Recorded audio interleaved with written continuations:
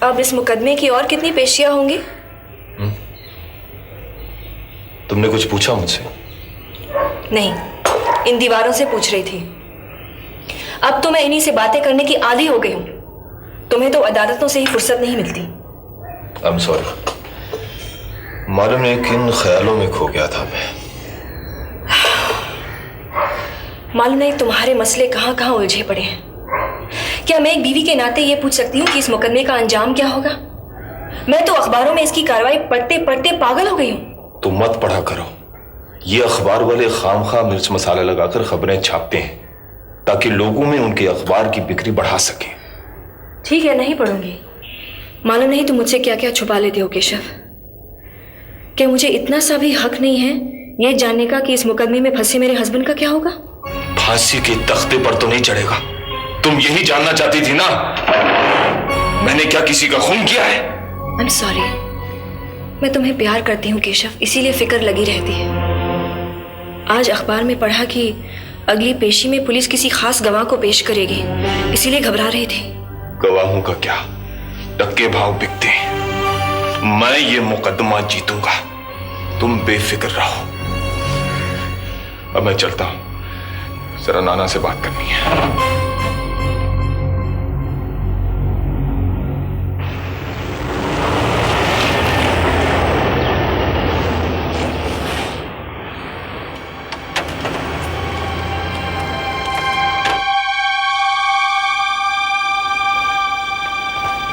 साहब, आज के अखबार पढ़े आपने?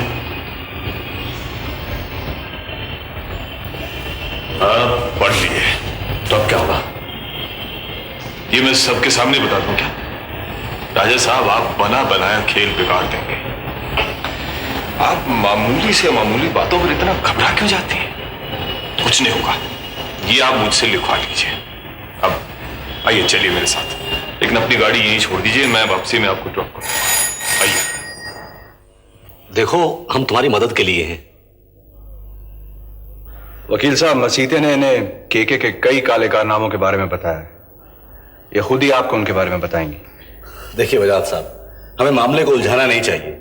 एक बार यह साबित हो गया कि मसीता केशव कलसी का आदमी था और उसी ने उसे वहां भेजा था, तो फिर बाकी के मामले तो खुद ब खुद तय होते जाएंगे। वकील साहब ठीक कहते हैं, और पब्लिक प्रोसिक्यूटर होने के नाते मुझ पर एक जिम्मेदारी है कि हमारी ये गवाह वहां बयान देते वक्त रास्ते से ना भटके। इसीलिए तो हमने आपको यहां बुलाने की जहमत की है। वकील साहब, क्या मैं फरीन से कुछ सवाल पूछ सकता हूं? श्योर, पूछिए। आप वहां उस होटल में क्यों गई थी? जी, मैं तो मसीते के साथ गई थी, वही मुझे ले गया था।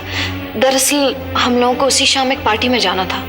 लेकिन वहां आप उससे दूर अलग क्यों बैठी थी? मसीते ने मुझे ऐसा करने को कहा था। उसने कहा था कि वहां उसे एक आसामी से मिलना है और उसके बाद हम पार्टी में चले जाएंगे। फिर? मालूम नहीं उसने मुझे अलग मेज पर बैठने को क्यों कहा। शायद इसलिए कि किसी को पता नहीं चले कि मैं उसके साथ आई हूँ, या इसलिए कि वो उस असामी से अकेले में बात करना चाहता था? हो सकता है। आप वहां अकेली कितनी देर तक बैठी रही? काफी देर तक। मैं वहीं बैठकर मसीते का इंतजार करती रही, लेकिन मसीता नहीं उठा। वो वहीं उस बूढ़े के साथ बैठकर शराब पीता रहा और उसके साथ सर जोड़कर बातें करता रहा। फिर क्या था? फिर तो मेरी तकदीर ही फूट गई। मसीते ने क्या क्या ख्वाब दिखाए थे। उसने कहा था कि इस काम का उसको बहुत सारा रुपया मिलने वाला है और फिर उसके बाद हम दोनों यहाँ से भाग जाएंगे और इत्मीनान से अपनी जिंदगी गुजारेंगे। लेकिन ये देखिए क्या हो गया। ओ माँ, ये क्या हो गया। उसे किस काम के लिए बहुत सारे रुपए मिलने वाले थे? ये उसने मुझे नहीं बताया था। वो बूढ़ा आदमी, उसके लिए केशव कलसी का क्या हुक्म लेकर आया था मुझे कुछ नहीं मालूम। इसके अलावा मुझे और कुछ नहीं मालूम, कुछ नहीं मालूम। बस बस, हमें और कुछ नहीं पूछना। आप कुछ पूछना चाहते हैं? नहीं। अच्छा वजाहत साहब, थैंक यू वेरी मच। उन्होंने तुम्हारे मसीते को मरवा दिया, वो तुम्हारी जान लेना चाहते हैं, लेकिन अब तुम पुलिस की हिफाजत में हो और तुम्हारा कोई कुछ नहीं बिगाड़ सकता। इसीलिए किसी खौफ के बगैर यही सब बातें अदालत में भी कह देना। ये तो बहुत ही बहादुर लड़की है भाटिया साहब। ये तो उनसे अपने मसीते के खून का बदला लेने आई। ये किसी से क्या डरेगी? Good, very good.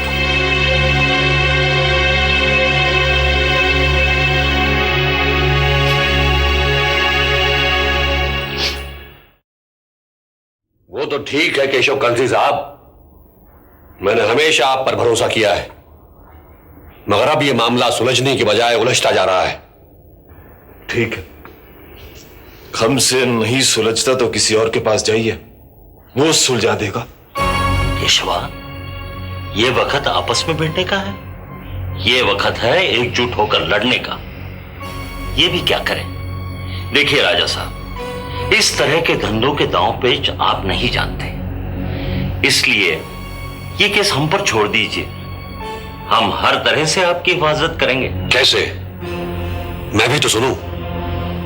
उन लोगों को वो लड़की फरहीन मिल गई होगी और वो उसे अदालत में पेश कर देंगे, फिर आप लोग चलाते रहिएगा अपने दांव पेच।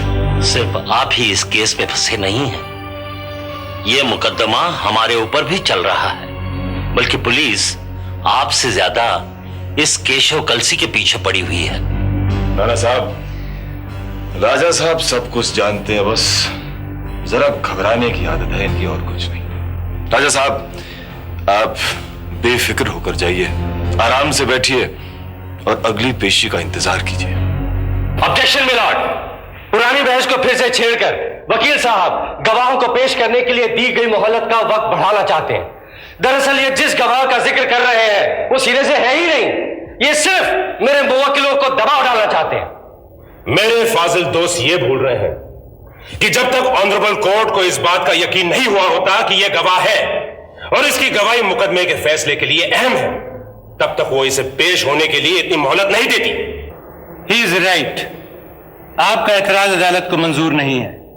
प्रोसीड। मिलॉर्ड, मैं केशव कलसी से दो एक सवाल पूछना चाहता हूं। ऑब्जेक्शन मिलॉर्ड, मिस्टर केशव कलसी कितनी बार कटघरे में खड़े होकर इनके सवालों का जवाब देते रहेंगे? मिलॉर्ड, ये मेरे आखिरी सवाल होंगे। औरत अभी आने ही वाली होगी। Order, order. मिस्टर कलसी, जिस रात आपने पुलिस को मसीते के बारे में इत्तला दी, आप कहां थे? मैं अपने घर पर था, मैंने वहीं से इसी साहब से बात करने की कोशिश की। Point to be noted my Lord.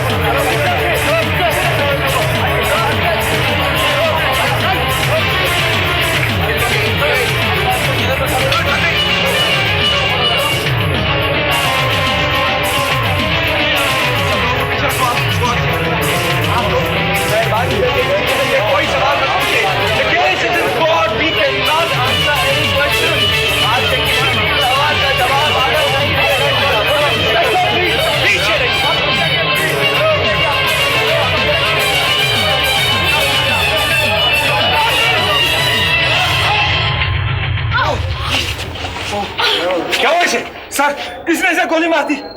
What? अदालत को चारों तरफ से घेर लो, एक भी आदमी मारी जाएगा, कोई।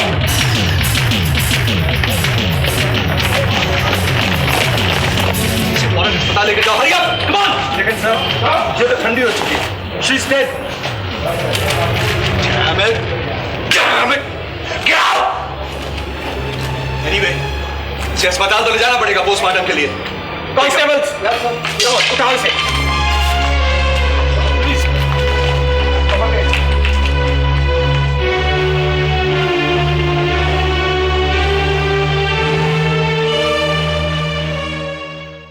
अगर वीडियो पसंद आया तो लाइक, शेयर और सब्सक्राइब जरूर करें। जुनून, जुनून, जुनून।